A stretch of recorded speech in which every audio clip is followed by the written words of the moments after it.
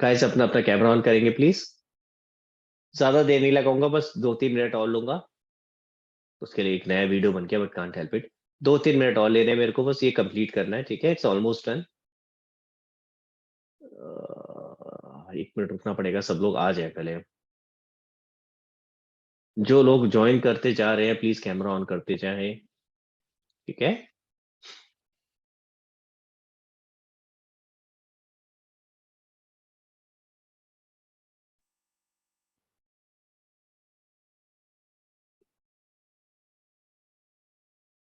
हाँ जी।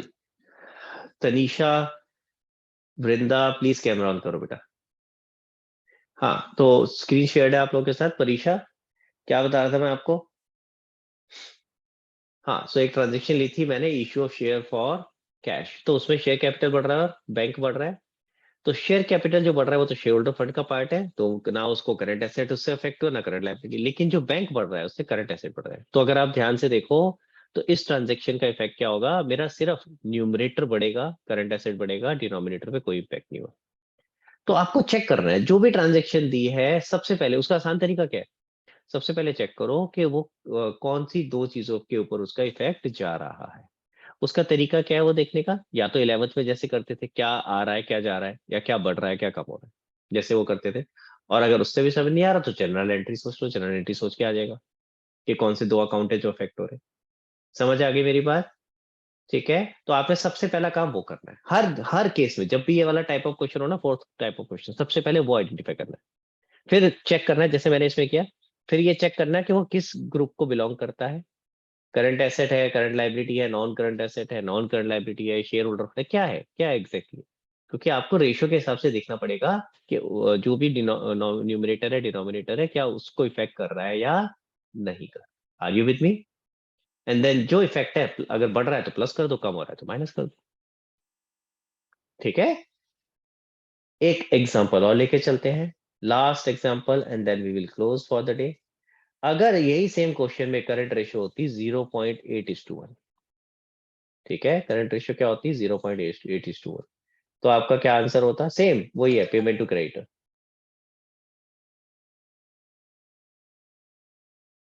Current ratio is equal to 1 lakh, sorry sorry 1 lakh कहाँ से आ गया? 0.8 है, तो इसको अगर मैं 1 लाख से मल्टीप्लाई करूँ तो क्या आएगा?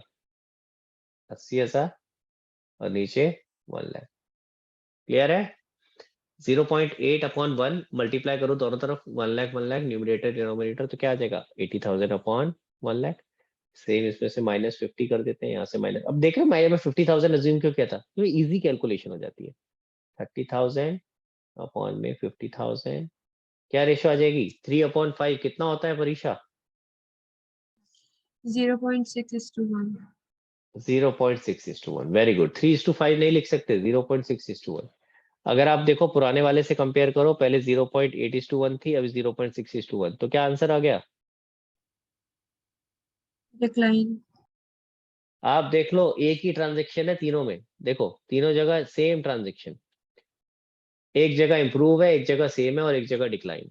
सो it not only depends upon transaction, but it also depends upon initial ratio which is given to you. तो ओरिजिनली क्या रेशो दे रखी है ये भी इंपॉर्टेंट है, उस पर डिपेंड करता है कि आपका फाइनल आंसर क्या होने वाला है। समझ आ गई बात? तो सिर्फ एक गलती मत करना जो आमतौर पे सब करते हैं, जो परीक्षा ने भी करी, स्क्रीन ने भी करी। सिर्फ ट्रांजैक्शन को देख के हम डिसाइड कर लेते हैं कि ये क्या हो रहा है। वो नहीं कर सकते, आपको रेशो पे लगा करके देखना पड़ेगा। और जो तरीका बताया प्लीज उसको फॉलो करो। शॉर्टकट नहीं मारना, मेरी रिक्वेस्ट है आपके साथ, ठीक है? तो इसको पूरी तरीके से फॉलो करो जैसे मैं दिखा रहा हूँ। एंड आंसर में आपको क्या देना है? सिर्फ आंसर निकाल के मत आ जाना कि 3:1, 1:1 या 0.6:1। आपको क्या कर रहा है उसके बाद बताना है कि इंक्रीज हो रही है, डिक्रीज हो रही है, या सेम रह रही है। और वो भी रीजन के साथ। तो फॉर एग्जांपल अगर पहला वाला केस होता तो मैं इसमें लिखता, ध्यान से देखेंगे, the ratio would improve, the ratio would improve, ठीक है? और मैं इम्प्रूव को अंडरलाइन कर देता या डब्बे में डाल देता। The ratio would improve because because there is and sorry, there is हो जाएगा, there is a decrease in numerator as well as denominator with same amount. तो इस केस में क्या हो रहा है, जो न्यूमरेटर है और जो डिनोमिनेटर है वो दोनों सेम अमाउंट से डिक्रीज हो रहे हैं, इसलिए हमारा रेशियो इंप्रूव हो रहा है। सेम चीज अगर नीचे वाले में लिखता तो मैं क्या लिखता, the ratio would be same as there is a decrease in numerator as well as denominator with the same amount. तो रीजन सेम रहता, बस इंप्रूव की जगह क्या आ जाता कि मेरी रेशियो सेम रहता। क्लियर हो गया, तरीका कैसे लिखना है समझ में आ गया। तो आपको ये लिख के जरूर आना है, लास्ट में कंक्लूड जरूर करना है, ठीक है।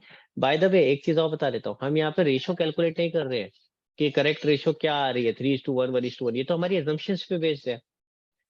हमने एज्यूम करा था कि हमारा जो करंट एसेट्स हैं वो 2 लाख और 1 लाख है फॉर एग्जांपल पहले वाले केस में। अगर मैं इसको 20,000 और 10,000 लेता तो हो सकता है रेशियो कुछ और निकल के आता। समझ आ रहा है। इसी तरह मैंने 50,000 का आपको अज्यूम किया था कि मेरा जो क्रेडिटर्स पे हो रहा है वो 50,000 है, 50 की जगह 25 लेता तो कुछ और आंसर आता। लेकिन आंसर जो मर्जी आता, ट्रेंड सेम रहता। यानी अगर मैं 2:1 से शुरू कर रहा हूँ तो मेरा ये इंप्रूव हो रहा है इस केस में, तो वो इंप्रूव ही होगा, चाहे आप जो मर्जी अजम्पशंस ले लो। अगर मैं 1:1 लेके चल रहा हूँ उसके साथ में फिर कुछ अगर मैं एज्यूम कर रहा हूँ 50,000 की जगह 25,000, स्टिल जो रेशियो आपका आने वाला है वो 1:1 ही आने वाला है। तो ट्रेंड सेम रहेगा। हमें तो यहाँ पे ट्रेंड का आंसर देना है, हम कोई रेशियो कैलकुलेट नहीं कर रहे। रेशियो मैं कर भी नहीं सकता एग्जैक्ट कैलकुलेट, क्योंकि मेरे को वैल्यूज दे ही नहीं रखी। आर यू विद मी, समझ में आई मेरी बात? हाँ समीक्षा। सर हमने पहले एक रेशियो निकाली थी 2.67:1, तो फिर सर ये आइडियल रेशियो है या नहीं?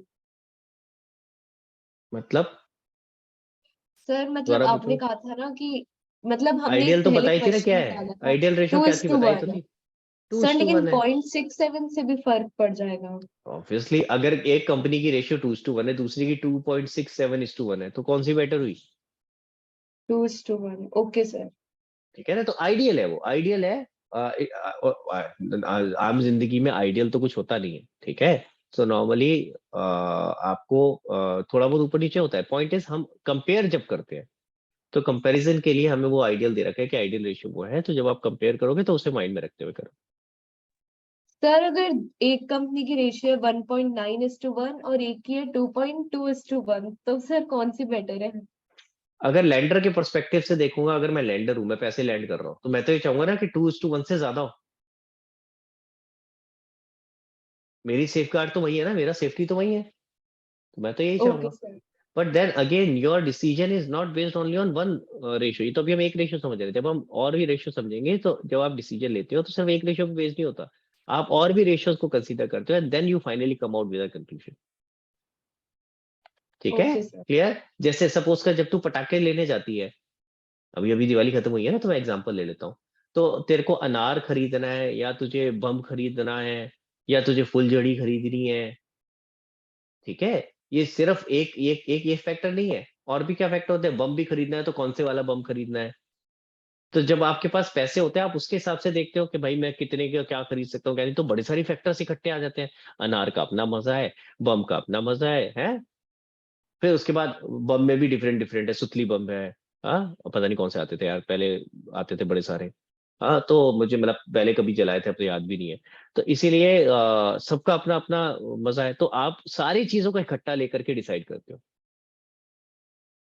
कि मेरे पास पैसे कितने हैं, मुझे बम खरीदने कितने हैं, ऑल दोस थिंग्स, मुझे क्या क्या चीजें खरीदनी है। Then you finally come out with the conclusion. तो आप सिर्फ एक चीज को लेकर के नहीं चल सकते, आपको सारे फैक्टर्स को देखना पड़ता है। चले आगे। सॉरी, मैंने कहा था ये लास्ट है, मेरे को याद आ गया कि 2 रेशियोज थी, एक रेशियो रह गई है। तो बस रेशियो लिख रहा हूँ, कुछ नहीं है उसके अंदर, चिंता नहीं करो। करंट रेशियो बता दी मैंने आपको, देखो ऊपर लिखी थी ना करंट रेशियो थी, कहाँ चली गई भाई। लिक्विडिटी रेशियो में पहले लिखी थी करंट रेशियो, बस एक और रेशियो लिख रहा हूँ जिसका नाम है क्विक रेशियो। कहाँ चला गया भाई, एकदम से याद आया, मैं भूल गया था। ठीक है, तो बी बी कौन सी है? Quick ratio. ठीक है, एक सेकेंड रखेंगे।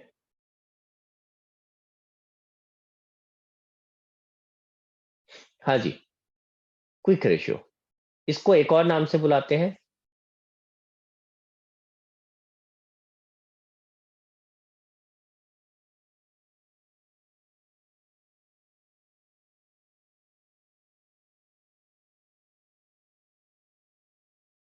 हाँ जी, इसको एक और नाम से बुलाते हैं लिक्विड रेशियो, और एक और नाम से बुलाते हैं एसिड टेस्ट रेशियो, और एक और नाम से बुलाते हैं, लिखता जाता हूं मैं, बड़े सारे नाम है, quick ratio, liquid ratio, acid test ratio, main तो तीन ये है। अब इसके बाद और क्या होता है, इन्हीं का कॉम्बिनेशन, क्विक एसिड और लिक्विड एसिड। ठीक है, तो कुछ भी नाम बुला लो यार, है सेम चीज। ठीक है, तो मैं इसको क्विक रेशियो के नाम से बुला रहा हूँ। Quick ratio is equal to quick asset upon में क्या आएगा परीक्षा?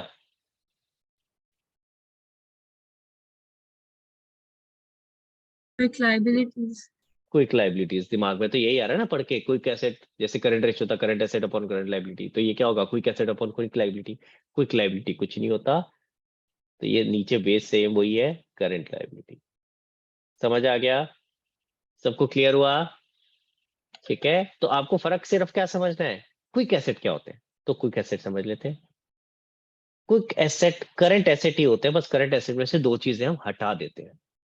ठीक है, दो चीजें क्या हटाते हैं, इन्वेंट्री और प्रीपेड एक्सपेंसेस। इनको अगर आप हटा दो तो जो करंट एसेट्स बच जाते हैं उन्हीं को हम क्या कहते हैं, क्विक एसेट्स। तो फर्क क्या हुआ, अगर ध्यान से समझे, फर्क ये हुआ, क्विक एसेट हो गए जो क्विकली कन्वर्ट हो जाए। करंट एसेट तो over a period of time convert हो सकते हैं, मतलब बिल्कुल हाथ क्या नहीं हो सकते। इन्वेंट्री को मैं कहूँ आज बेचना है, तो क्या मैं आज बेच दूंगा? बहुत मुश्किल है यार, थोड़ा सा टाइम तो चाहिए ना, ग्राहक ढूंढने के लिए, चाहे मैं डिस्काउंट भी दूंगा कुछ भी करूंगा तो कुछ तो टाइम चाहिए, नहीं तो बहुत ही लॉस पे बेचनी पड़ेगी। You getting my point? ठीक है, तो क्विक एसेट क्या हो गए, हमने ये दो चीजें बता दी, इन्वेंटरी और प्रीपेड एक्सपेंसेस। बाकी सारे करंट एसेट्स ऐसे हैं जो क्विकली कन्वर्ट हो सकते हैं इनटू कैश। प्रीपेड एक्सपेंस क्यों नहीं हो सकता? प्रीपेड भाई तुमने किसी को अगर एक्स्ट्रा पे कर दिया है तो वो अपने कोर्स ऑफ टाइम में ही जाके एडजस्ट होगा। सपोज मैंने इलेक्ट्रिसिटी का बिल एडवांस में पे कर दिया, 5,000 रुपये एक्स्ट्रा पे कर दिया, जाओ इलेक्ट्रिसिटी कंपनी के पास वापस कर दे भाई मेरे पैसे, कर देगी वो? क्योंकि अगला बिल आने तो उसी में एडजस्ट होगा, नॉर्मली यही होता है ना भाई। तो इसीलिए प्रीपेड एक्सपेंसेस आपको कैश में वापस नहीं मिलते, जब उसका टाइम आएगा तब आपके एडजस्ट होंगे, यानी with in a period of 1 month 2 month, जो भी उसका टाइम हो। क्लियर हुआ? तो इसीलिए ये दो चीजें ऐसी है जिसको आप एक्सक्लूड कर देते हो while calculating your quick assets. तो सिंपल सा याद रखना है, क्विक रेशियो क्या है, quick asset upon quick liability नहीं है, quick asset upon current liability. ठीक है, तो करंट लाइबिलिटी तो पता ही था आपको क्या है, मैंने इसलिए दोबारा नहीं बताया, क्विक एसेट बता दिया, दो चीजें हटा दो, इन्वेंट्री और प्रीपेड एक्सपेंस।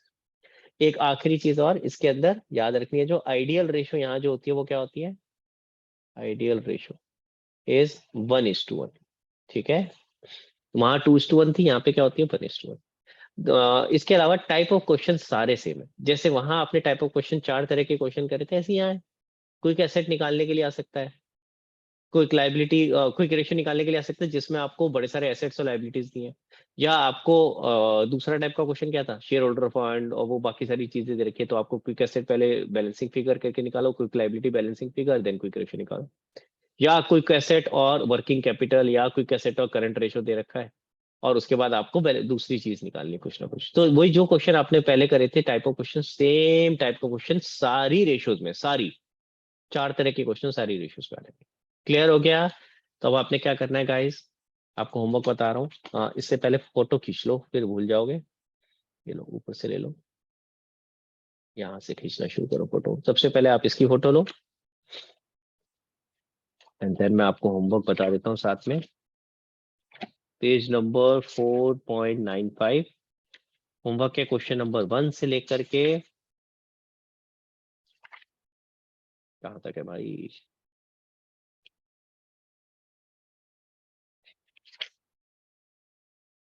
हाँ, क्वेश्चन नंबर 1 से लेकर के 34 तक नंबर ऑफ क्वेश्चंस पे नहीं जाएंगे।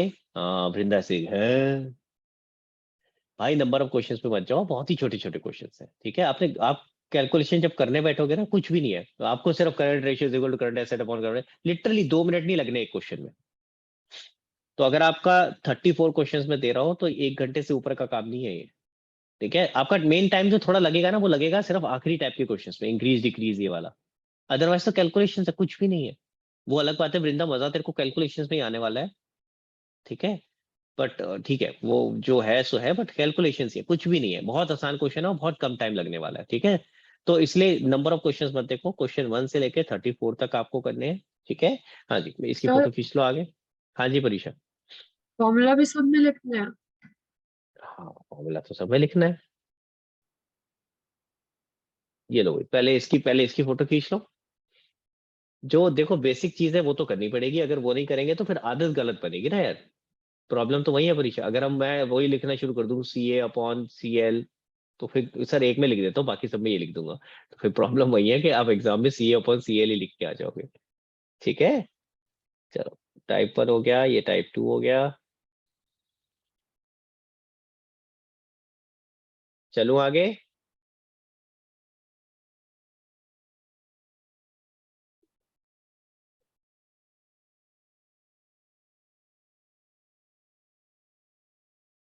Then this is type 3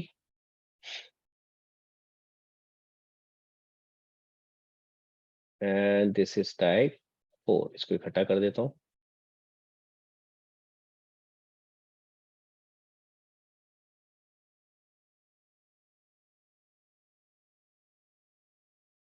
then this is quick ratio,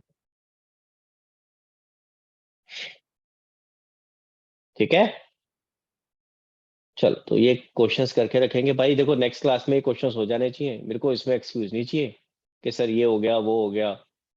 अभी तक पीछे तक हम स्लो चल रहे थे, अटक रहे थे, कोई बात नहीं, पर अब ये अब साथ साथ करके इसको निपटाना है। मैंने लास्ट क्लास में भी बोला था कि अपने को ये जल्दी जल्दी निपटाना है, 4 क्लासेस के अंदर हमें चैप्टर खत्म करना है, ठीक है। वो तभी होगा जब हम एक एक जो ग्रुप ऑफ रेशियो है उसको एक एक क्लास में खत्म करें, ठीक है।